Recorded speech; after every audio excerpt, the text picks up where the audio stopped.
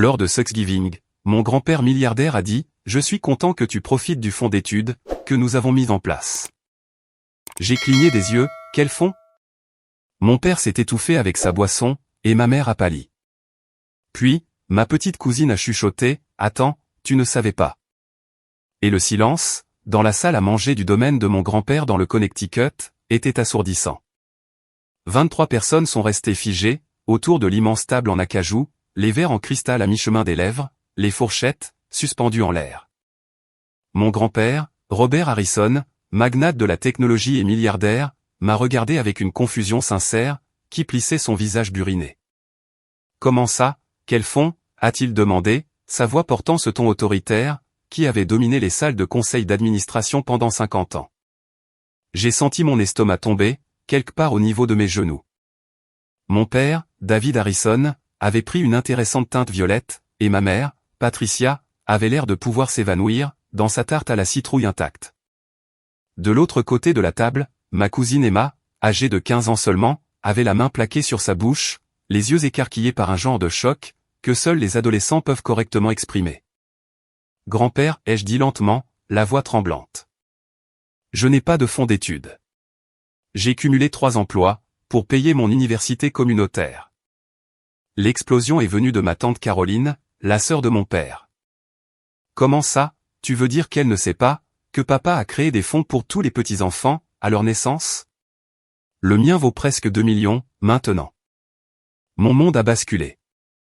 2 millions d'euros.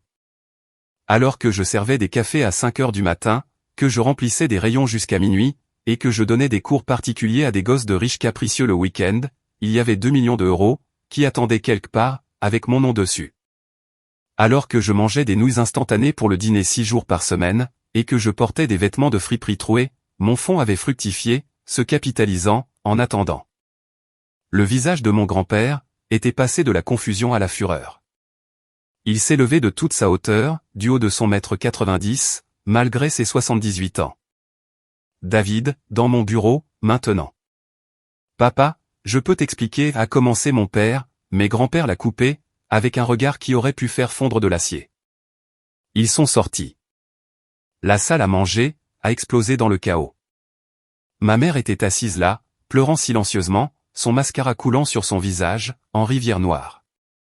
Mes 3 tantes et mes 2 oncles ont commencé à parler tous en même temps, leur voix se fondant en un rugissement incompréhensible. Emma a contourné la table, et m'a attrapé la main. « Je suis tellement désolée, a-t-elle chuchoté. Je croyais que tu savais. Je croyais que tout le monde savait. Je ne pouvais pas parler. Ma gorge s'était nouée, et mes yeux brûlaient, mais je refusais de pleurer. 23 années de ma vie se sont soudainement réorganisées dans mon esprit, comme des pièces de puzzle, qui s'emboîtaient enfin. La façon dont mes parents avaient toujours de l'argent pour les vacances, mais prétendaient ne pas avoir les moyens de m'aider à payer mes frais de scolarité. Les nouvelles voitures, qu'ils achetaient tous les 3 ans. La rénovation de la cuisine, qui avait coûté 80 000 euros. L'abonnement au country club. La collection de bijoux de ma mère, qui pourrait probablement financer une petite nation. Ils avaient dépensé mon argent. Mon oncle James, un avocat, avait sorti son téléphone, et passait des appels furieux. Tante Caroline avait son bras autour de moi, et je pouvais la sentir trembler de rage. Cet argent était dans un trust irrévocable, n'arrêtait-elle pas de dire. Il n'aurait pas pu y toucher. Il n'aurait pas dû pouvoir y toucher, mais d'une manière ou d'une autre, il l'avait fait. Grand-père et mon père sont partis pendant 45 minutes. Quand ils sont revenus, mon père ressemblait à un fantôme. La mâchoire de grand-père était crispée, d'une manière que je n'avais jamais vue auparavant, et ses yeux étaient froids comme la glace, lorsqu'il a regardé son fils. « Explique-lui, a dit grand-père, d'une voix d'un calme mortel. Dis à ta fille, ce que tu as fait. » Mon père n'arrivait pas à croiser mon regard. Ses mains tremblaient. Le fonds. J'en étais l'administrateur. J'y avais accès pour le gérer, jusqu'à ce que tu aies 25 ans. J'ai fait quelques investissements qui n'ont pas marché, et ensuite, j'ai emprunté dessus pour couvrir les pertes, en prévoyant de rembourser. Mais tu ne l'as jamais fait.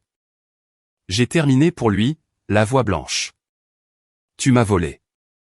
Ce n'était pas du vol. Ma mère est intervenue, trouvant enfin sa voie. Nous sommes tes parents. Nous t'avons élevé. Cet argent aurait tout aussi bien pu être le nôtre, de toute façon. Sais-tu combien cela coûte, d'élever un enfant? La pièce est redevenue silencieuse. Tante Caroline a émis un son, comme un animal blessé.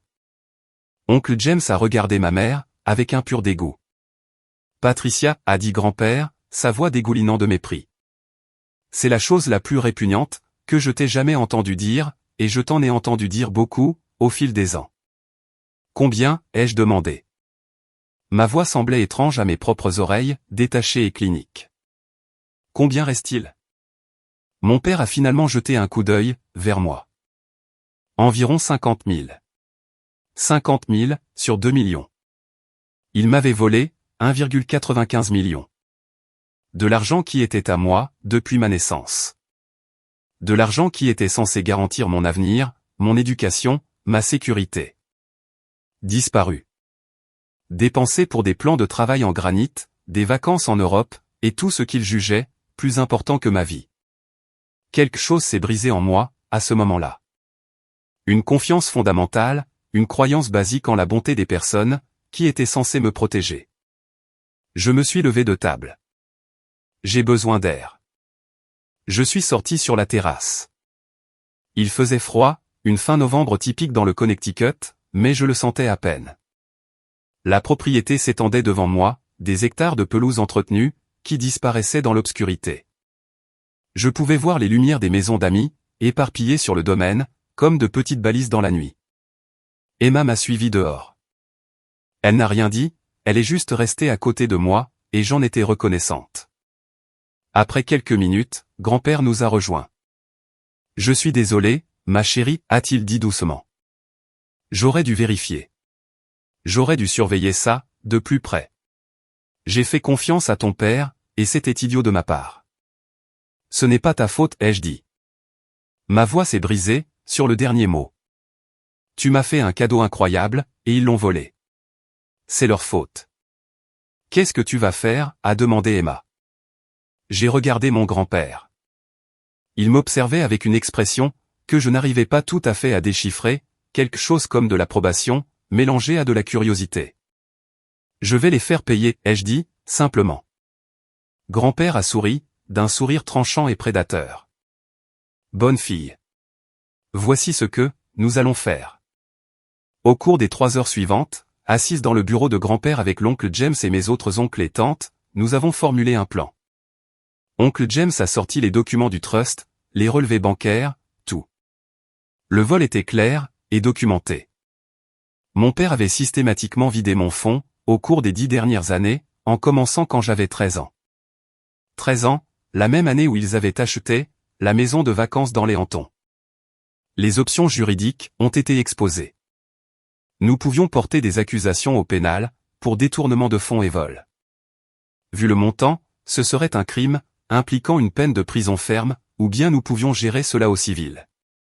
Poursuivre pour récupérer l'argent, plus les dommages et intérêts. Je veux qu'il souffre, de la manière dont j'ai souffert, ai-je dit.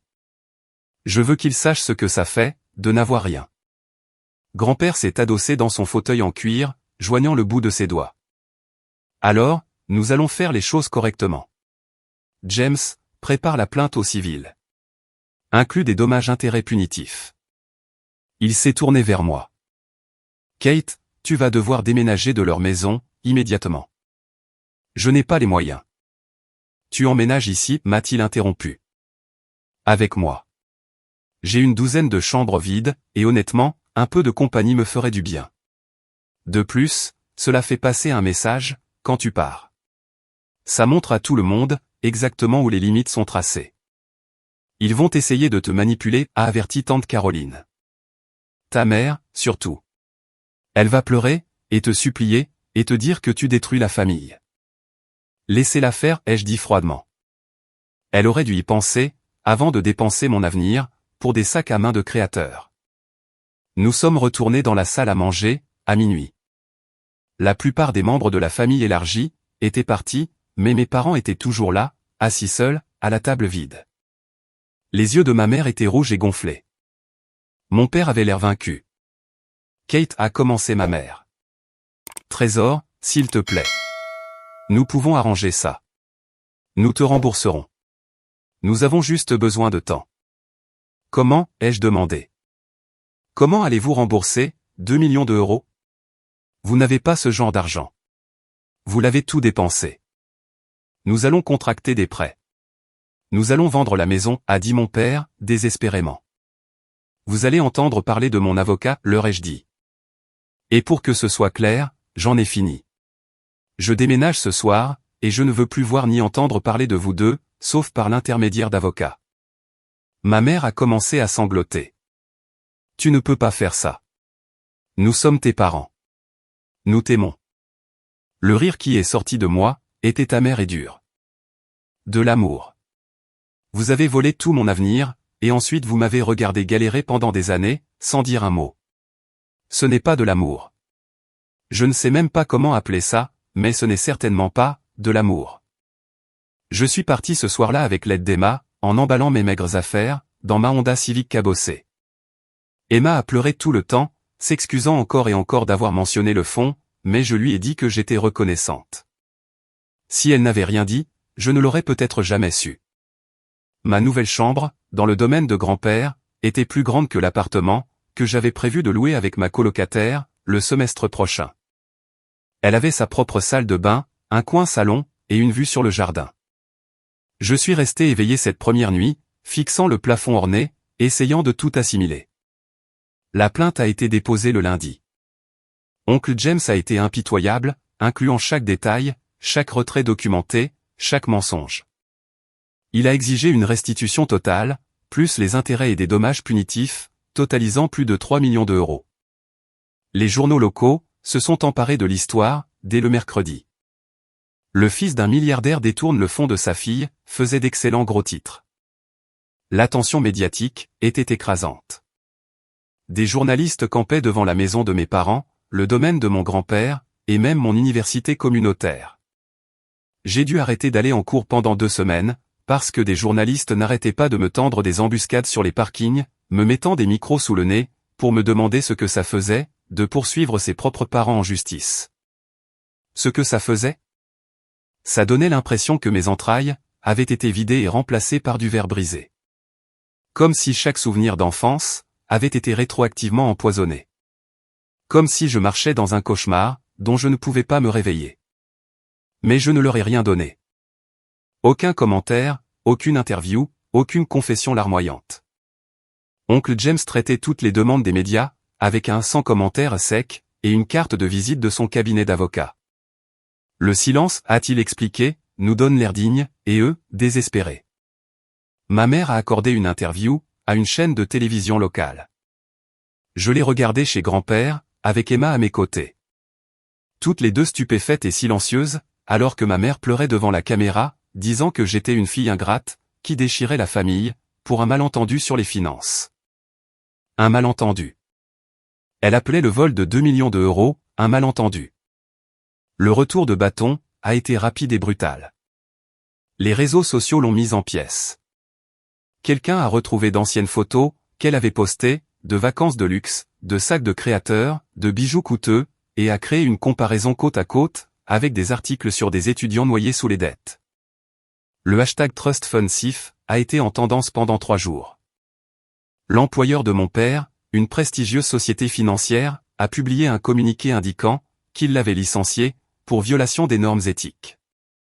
L'ironie d'un conseiller financier, détournant les fonds de sa propre fille, n'a échappé à personne. Sa réputation professionnelle a été anéantie.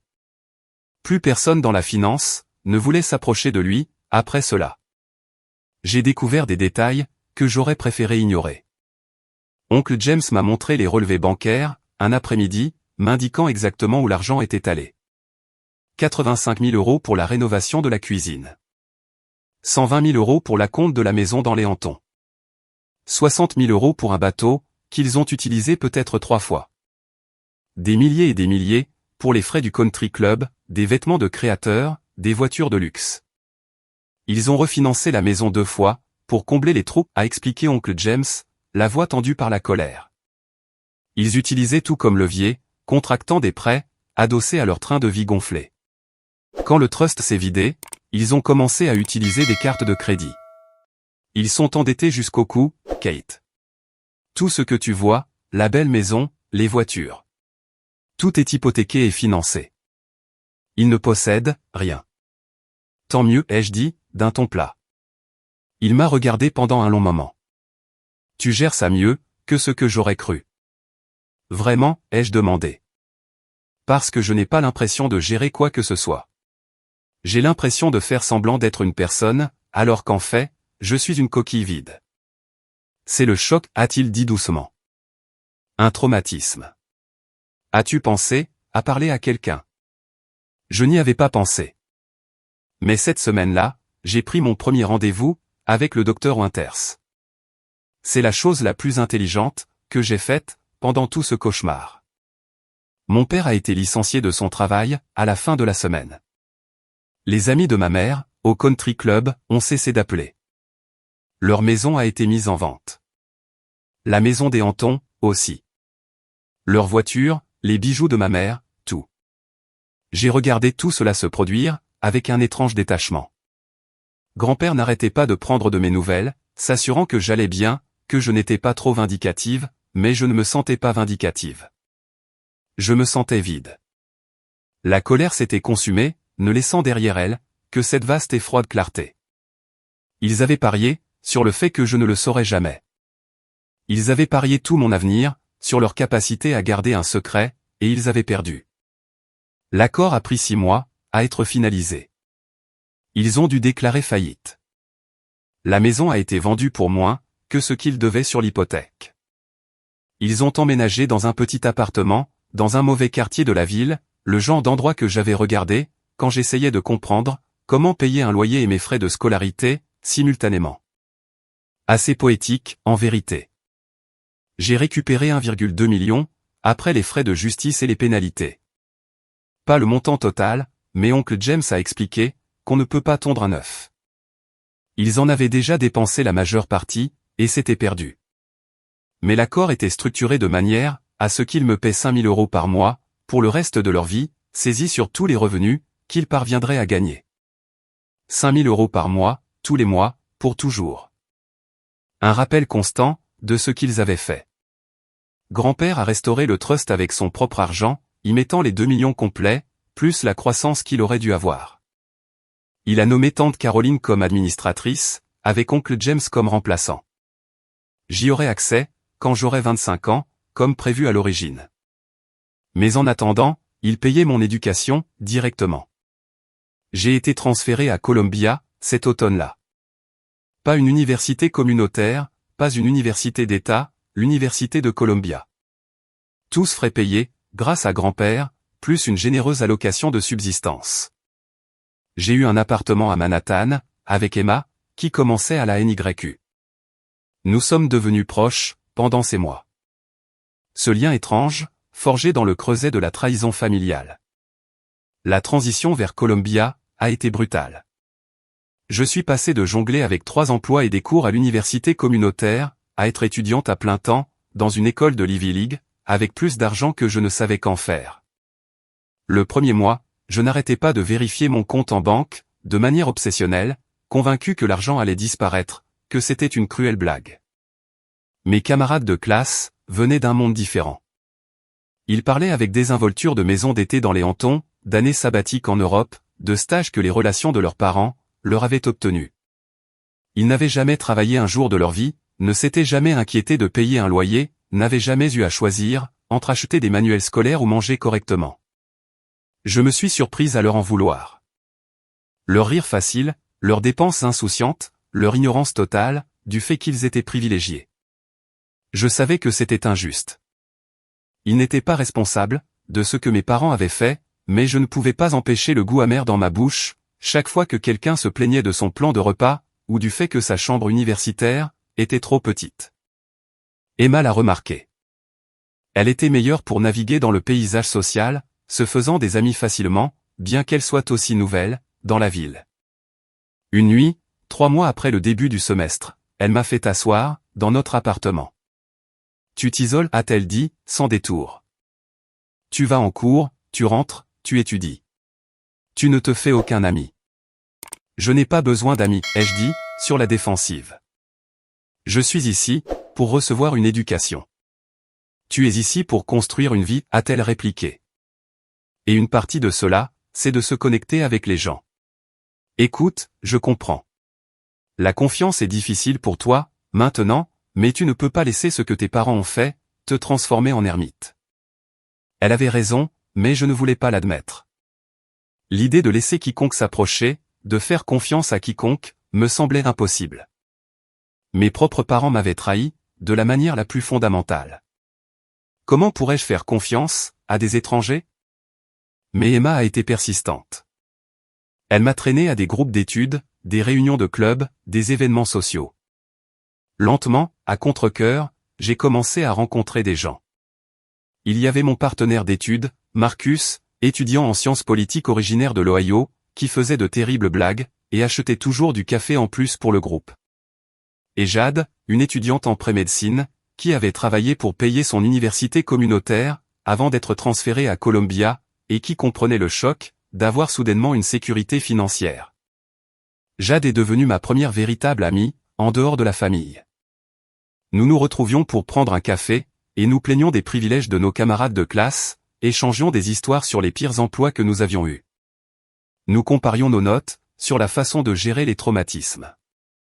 Elle était brouillée avec son père, depuis des années, après qu'il eut vidé ses économies pour l'université, afin de financer son addiction au jeu.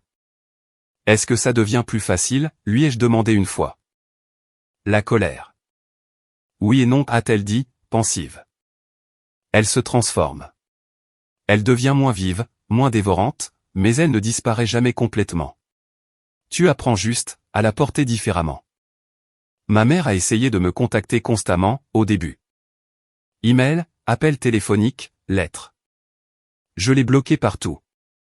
Mon père a fait une tentative, en se présentant au domaine de mon grand-père, 3 mois après l'accord. La sécurité l'a refoulé. Il avait l'air si vieux, si brisé. J'ai regardé depuis la fenêtre de ma chambre, et je n'ai absolument rien ressenti. Cela m'a fait plus peur, que la colère. L'absence complète de sentiments, là où l'amour, aurait dû être.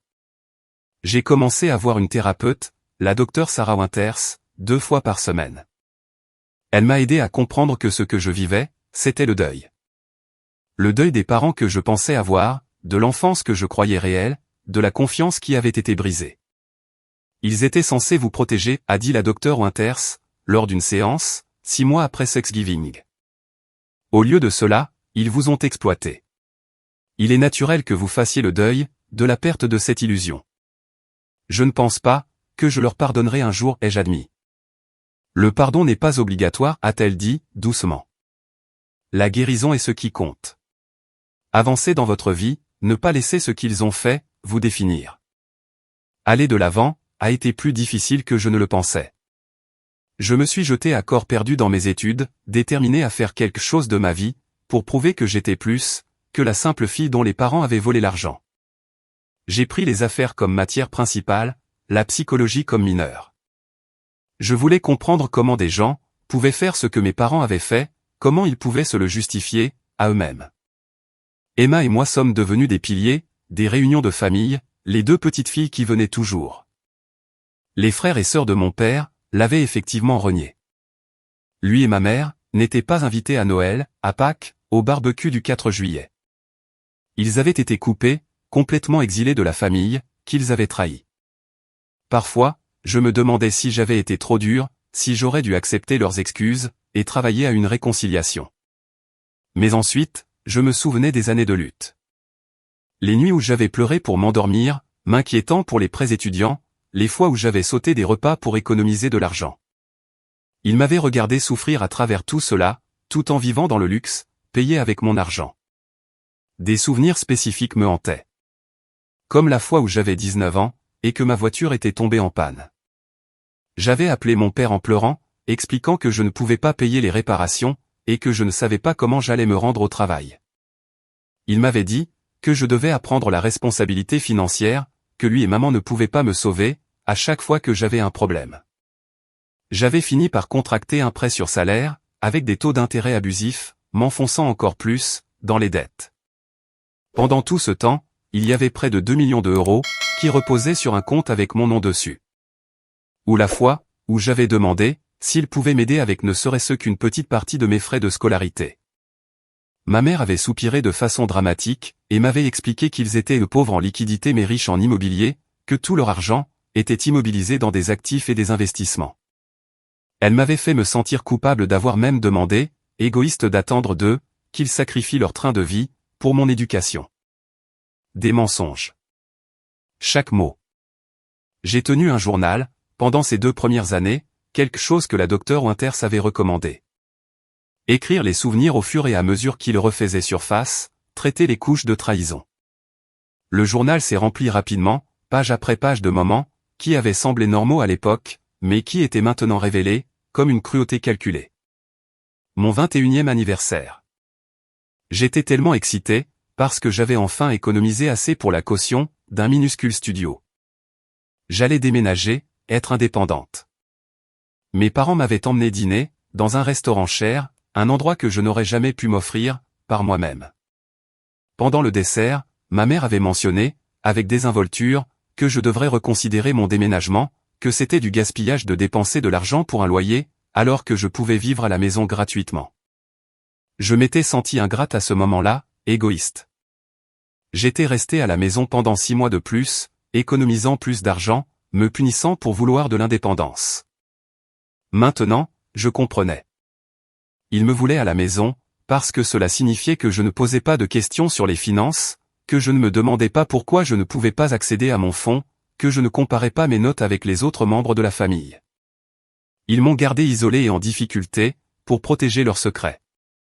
La manipulation allait plus loin que ce que j'avais initialement réalisé. Chaque fois que j'avais montré de l'intérêt pour les affaires financières de la famille, ils m'avaient fait taire. Quand j'avais 16 ans et que je prenais un cours d'économie, excité d'en apprendre sur les investissements, mon père m'avait dit de ne pas m'inquiéter de ces choses-là, qu'il s'occuperait de toute la planification financière de notre famille. Quand j'avais posé des questions sur les fonds pour l'université, il avait changé de sujet. Ils avaient passé 17 ans à me conditionner, à ne pas poser de questions, à accepter leur autorité, à croire que je n'avais pas droit à l'information sur l'argent qui m'appartenait légalement. Même avant que le vol ne commence quand j'avais 13 ans, ils m'avaient conditionné à rester en dehors des affaires financières de la famille. La docteure Winters a appelé cela de la violence financière, de la manipulation émotionnelle, un détournement cognitif, gaslighting. Les termes techniques m'aidaient d'une certaine façon, donnaient l'impression que c'était moins personnel, plutôt comme un phénomène documenté, qui arrivait aussi à d'autres personnes. Mais c'était profondément personnel. C'étaient mes parents. Ils me bordaient le soir, m'aidaient avec mes devoirs, venaient aux pièces de théâtre de l'école. Comment quelqu'un pouvait-il tenir son enfant, tout en le dépouillant systématiquement? Comment ces 2 réalités pouvaient-elles coexister, dans la même personne?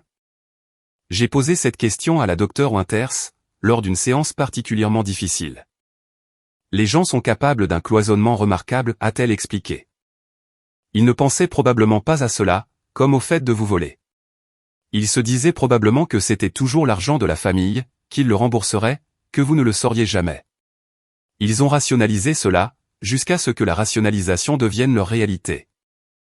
Est-ce que ça rend les choses meilleures ou pires, ai-je demandé. Ni l'un ni l'autre, a-t-elle répondu. Cela les rend simplement humaines.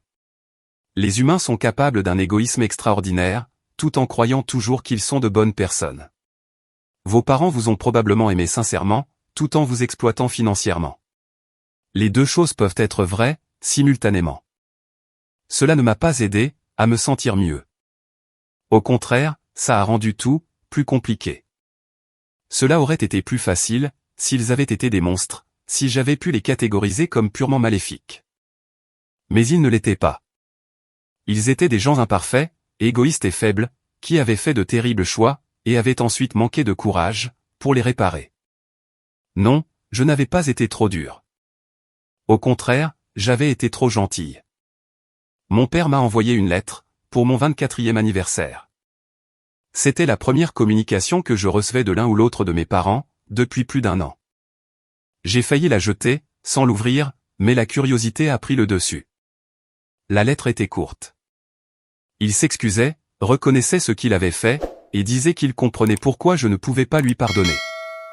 Il m'a dit qu'il était fier de moi, qu'il suivait mes accomplissements par le biais des rumeurs familiales, et qu'il espérait qu'un jour, je serais peut-être prête à lui parler à nouveau. Il n'a pas cherché d'excuses. Il n'a rien demandé. J'ai pleuré en la lisant, non pas des larmes de pardon ou de réconciliation, mais des larmes de deuil. Le deuil de ce qui aurait pu être, de ce qui aurait dû être. J'ai montré la lettre à la docteure Winters. « Comment vous sentez-vous par rapport à ça ?» a-t-elle demandé. « Triste, ai-je dit. Juste profondément, infiniment triste. Voulez-vous répondre ? J'y ai pensé pendant longtemps, des semaines, des mois. Finalement, j'ai répondu par une ligne. J'ai bien reçu votre lettre. Je ne suis pas encore prête à parler, mais peut-être, un jour. Je ne savais pas si je le pensais vraiment, mais cela semblait être la bonne chose à dire, comme laisser une porte entr'ouverte juste d'une fente, même si je n'étais pas prête à la franchir. J'ai obtenu mon diplôme de Columbia avec mention, 4 ans après ce dîner de Thanksgiving, qui avait tout changé. Grand-père a organisé une fête au domaine. Toute la famille était là, à l'exception de mes parents. J'ai porté une robe de créateur, que tante Caroline avait tenu à m'acheter, et j'ai prononcé un discours, remerciant tout le monde pour leur soutien. La fête était magnifique. Grand-père n'avait pas lésiné sur les dépenses, ce qui voulait dire quelque chose, considérant qu'il était un milliardaire, qui pouvait s'offrir littéralement n'importe quoi. Des tentes blanches sur la pelouse, un groupe de musique en direct, un traiteur du meilleur restaurant du Connecticut. Plus d'une centaine de personnes sont venues, famille et amis, professeurs de Columbia, collègues de mon stage, dans une agence de marketing. Debout là, dans ma robe de créateur, une coupe de champagne à la main, entouré de personnes qui se souciaient sincèrement de moi, j'ai mesuré tout le chemin parcouru. 4 ans auparavant, je mangeais des nouilles dans une chambre exiguë, je travaillais jusqu'à l'épuisement, et je croyais que je n'avais aucune option. Maintenant, j'étais diplômé de Columbia, avec des offres d'emploi de 3 entreprises du classement Fortune 500. Emma a porté un toast, qui a fait rire et pleurer tout le monde. Elle a parlé de la façon dont nous étions devenus sœurs, grâce à un traumatisme partagé, de la façon dont, me voir me battre, l'avait inspirée, à être plus courageuse dans sa propre vie. Marcus était là avec sa petite amie, tous les deux légèrement ivres, et très enthousiastes quant à mes accomplissements. Jade a amené son nouveau petit ami, un gars discret de son école de médecine, qui avait l'air submergé par la grandeur des lieux, mais heureux d'être inclus. Oncle James m'a prise à part, pendant le dîner. « Tes parents ont essayé de venir » a-t-il dit doucement. Ils se sont présentés au portail. La sécurité les a renvoyés, selon tes instructions, mais j'ai pensé que tu devais le savoir. Mon estomac s'est tordu. Ont-ils dit quelque chose? Ton père a dit qu'il voulait juste te féliciter. Ta mère pleurait. Il a scruté mon visage. Veux-tu reconsidérer l'ordre de non-contact? Non, ai-je dit fermement, bien que le fait d'entendre parler d'eux ait remué quelque chose de vif et de désagréable en moi. C'est ma journée. Ils n'ont pas le droit de s'incruster et d'en faire une affaire à propos d'eux et de leurs sentiments. Il a hoché la tête avec approbation. Bien. Les limites sont saines. Ne laisse personne te faire sentir coupable de les maintenir. Mais je me sentais coupable. C'était la pire partie. Même après tout ce qu'ils avaient fait, une petite partie de moi voulait toujours être une bonne fille, voulait toujours les rendre fiers, voulait toujours leur approbation. La docteure Winters a dit que c'était normal. Que les enfants sont programmés pour rechercher l'approbation de leurs parents, même lorsque les parents ne le méritent pas. Il y a 4 ans et demi, ai-je dit, debout devant 50 membres de la famille et amis, j'ai appris que les personnes en qui j'avais le plus confiance au monde m'avaient trahi, de la pire façon possible. Il aurait été facile de laisser cela me détruire, de devenir amer et cynique. Mais grâce à vous tous, grâce à l'amour et au soutien de mon grand-père, grâce à mes tantes et oncles qui m'ont soutenu, grâce à ma cousine Emma, qui est devenue la sœur que je n'ai jamais eue, je n'ai pas craqué. J'ai plié. Oui, j'ai vacillé, mais je n'ai pas craqué. Le discours a continué, mais intérieurement, je pensais à mes parents debout au portail, refoulés de la fête de remise des diplômes de leur fille. Je me demandais s'ils comprenaient la signification de ce moment. S'ils saisissaient à quel point ils avaient rompu le lien parent-enfant. On ne peut pas voler l'avenir de quelqu'un, et ensuite se pointer en s'attendant à célébrer, quand il réussit, malgré vous. Après le discours formel, grand-père s'est levé. Il était plus frêle qu'il ne l'était il y a 2 ans, bougeant plus lentement, ses mains tremblant légèrement, mais sa voix était forte, lorsqu'il a parlé. J'ai fait beaucoup d'investissements dans ma vie, a-t-il dit, en me regardant directement. J'ai bâti des entreprises, financé des projets, pris des risques calculés, mais le meilleur investissement que j'ai jamais fait, c'est dans ma famille. Kate, te voir surmonter ce que tu as traversé, voir la femme que tu es devenue, ça vaut plus que n'importe quel succès commercial, que j'ai jamais eu. Je suis fier de toi, au-delà de toute mesure. La salle a explosé d'applaudissements. Je pleurais ouvertement maintenant, ne me souciant pas de mon maquillage, ou de ma dignité. Grand-père m'a serré dans ses bras, et j'ai senti sa fierté irradier à travers cette étreinte, comblant une partie du vide, que mes parents avaient laissé. Les applaudissements ont été, retentissants.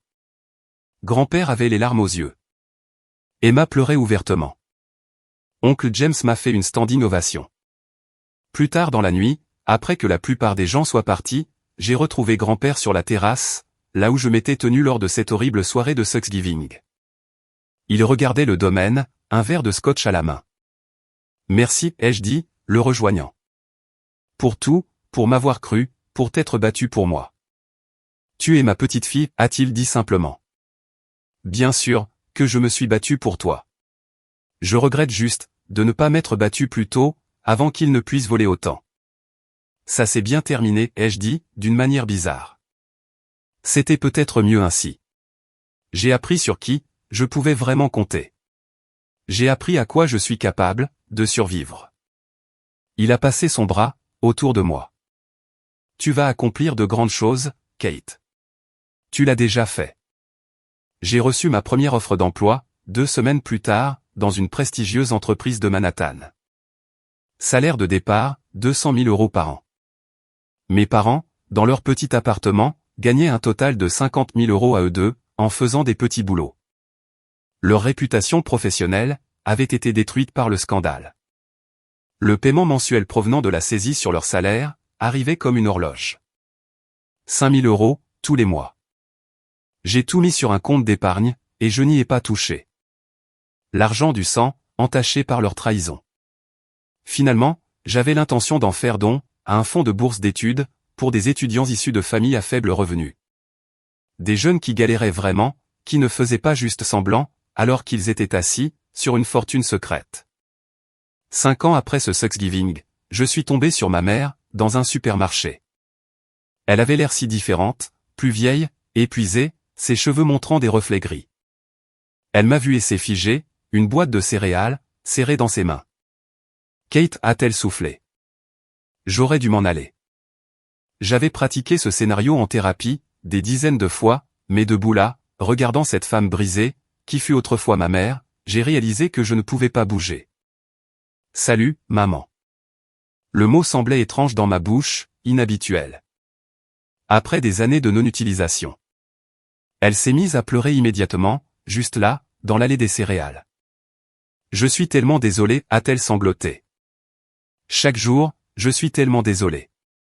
Je sais que tu ne peux pas me pardonner, et tu ne devrais pas, mais j'ai besoin que tu saches, que je suis désolé. Les gens nous dévisageaient. J'ai doucement pris son bras, et je l'ai conduite dans un coin plus calme, du magasin. Je sais que tu es désolé, ai-je dit doucement. Je crois que tu regrettes ce qui s'est passé, mais ça ne change rien, maman. Tu as choisi l'argent, plutôt que moi. Tu as choisi ton style de vie, plutôt que mon avenir, et tu l'as fait, pendant des années. Je sais, a-t-elle chuchoté. Je sais. Ton père et moi, nous avons été pris dans l'engrenage de vouloir garder les apparences, de maintenir cette image.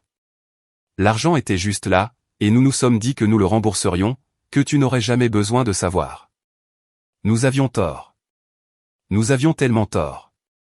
Oui, en effet. Elle m'a regardé, avec un espoir désespéré. A-t-il une chance pour qu'un jour, nous puissions à nouveau avoir une relation? J'ai pris une grande inspiration. C'était le moment, la croisée des chemins. Je pouvais fermer la porte pour toujours, ou je pouvais la laisser ouverte, juste cette petite fente. Peut-être ai-je finalement dit. Pas maintenant, pas bientôt, mais peut-être un jour. Je suis en thérapie pour travailler sur ce qui s'est passé. Quand je serai prête, si je suis jamais prête, je vous contacterai. Mais tu dois respecter le fait que je pourrais ne jamais être prête. Elle a hoché la tête, des larmes coulant sur son visage. Je comprends. Merci.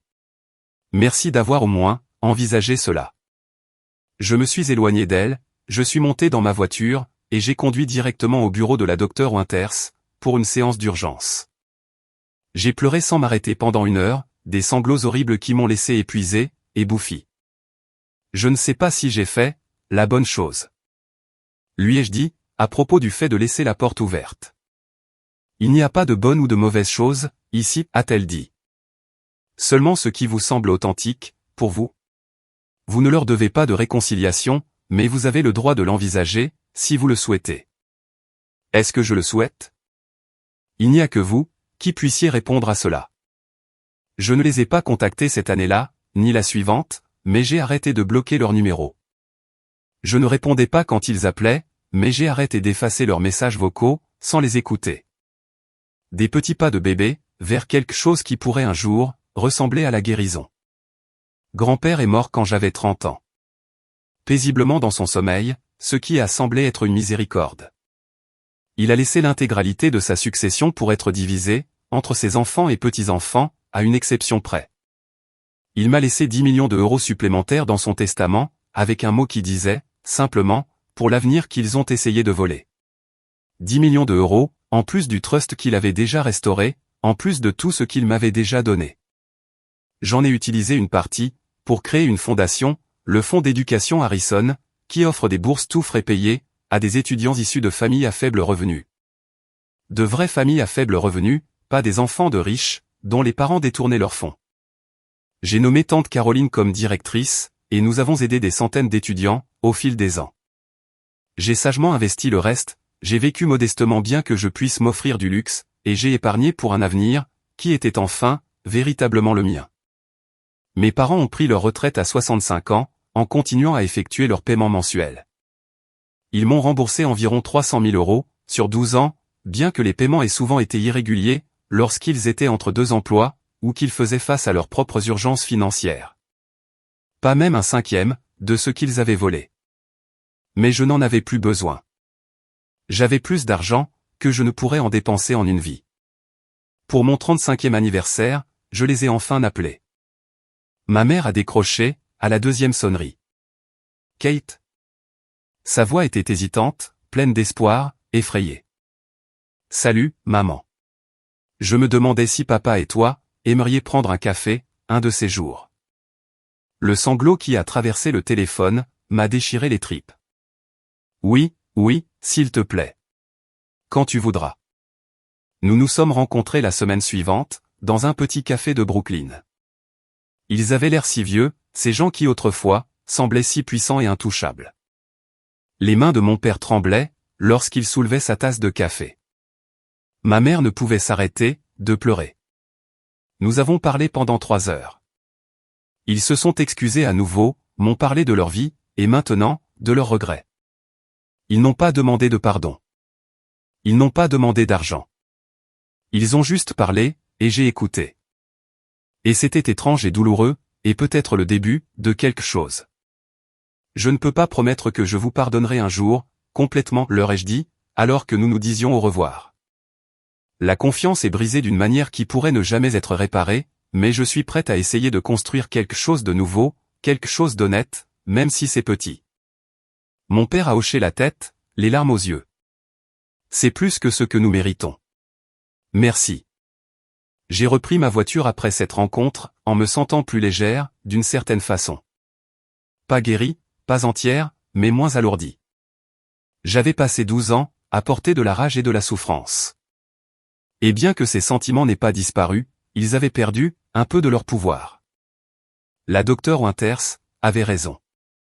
Aller de l'avant, c'était ce qui comptait, et ne pas laisser ce qu'ils avaient fait, me définir. J'ai 42 ans, maintenant. Mes parents et moi, avons une relation cordiale. Nous nous rencontrons pour déjeuner, tous les quelques mois. Ils sont venus à mon mariage il y a 3 ans, assis au fond, reconnaissant d'être tout simplement inclus. Ils ont rencontré leur petit-fils l'année dernière, à sa naissance. Ils ne seront jamais proches de moi, comme les grands-parents le sont habituellement avec leurs petits-enfants, mais au moins, ils ont la chance d'être présents. La Fondation a accordé plus d'une centaine de bourses complètes. Emma est ma directrice financière. Tante Caroline vient de prendre sa retraite, et sa fille a pris la relève, en tant que directrice. Le nom Harrison, autrefois entaché par le scandale, est aujourd'hui associé à l'éducation et aux opportunités. Parfois, les gens me demandent si je regrette d'avoir intenté une action en justice contre mes parents, si j'aurais souhaité gérer les choses différemment. La réponse est toujours non. Ils devaient faire face aux conséquences. J'avais besoin de me défendre. Et même si notre relation ne sera jamais ce qu'elle aurait dû être, au moins, elle est honnête maintenant. Ce dîner de Thanksgiving, d'il y a 16 ans, a détruit ma famille, et l'a reconstruite en quelque chose de différent, quelque chose de plus dur, de plus marqué, mais aussi, de plus authentique. Les illusions ont disparu. Les jolis mensonges ont été balayés. Ce qui reste est compliqué, et désordonné, et imparfait. Mais c'est réel.